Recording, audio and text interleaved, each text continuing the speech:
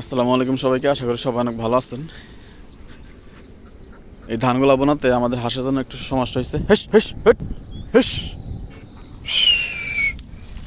Has হেস হেস হেস।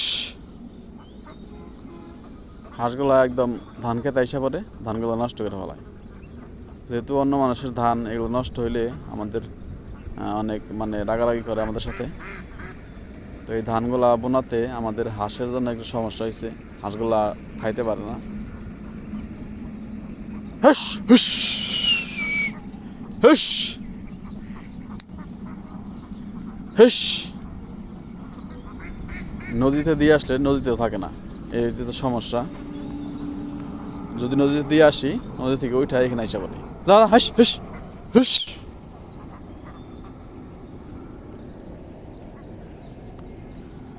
হাঁসগুলো নিয়ে আসি এক সমস্যায়, যেহেতু নতুন নতুন ধান বুনছে, এই ধানগুলো নষ্ট হইলে কৃষকের অনেক ক্ষতি হয়ে যাবে।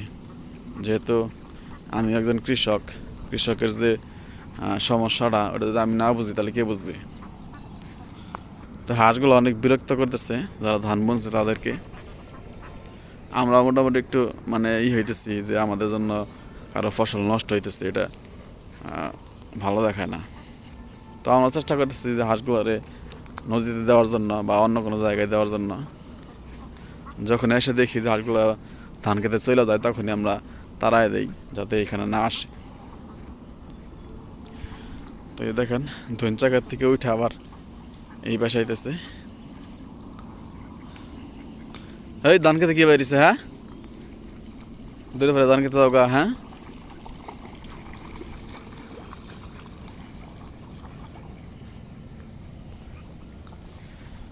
তো ধান ক্ষেত থেকে নিয়ে এসে আবার এখানে দিলাম। যদিও নদীতে দেওয়া যায়, কিন্তু নদীতে থাকে না, এটা হলো সমস্যা। নদীতে দেওয়ার পরেও আবার এখানে চলে আসে।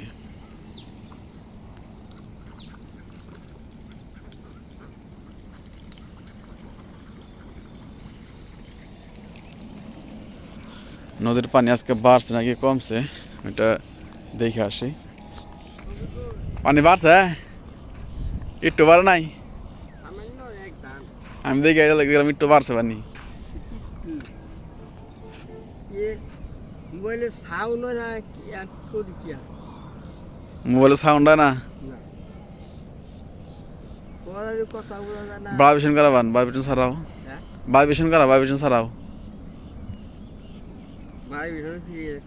তো নদীর পানি আজকেও বাড়ছে, কিন্তু গত কয়েকদিনের তুলনায় আজকে অনেক কম বাড়ছে।